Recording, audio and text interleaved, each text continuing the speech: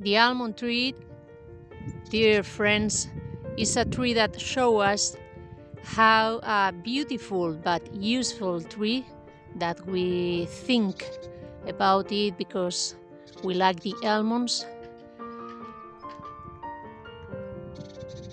It can be a lot of another properties.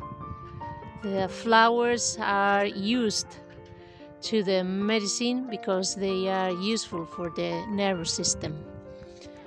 And we can learn. What can we learn about this? We can learn all of us have customs and characteristics, and we also have a lot of another qualities that we don't know. All of these that can be used for a benefit and for the benefit of the other persons. It could be better.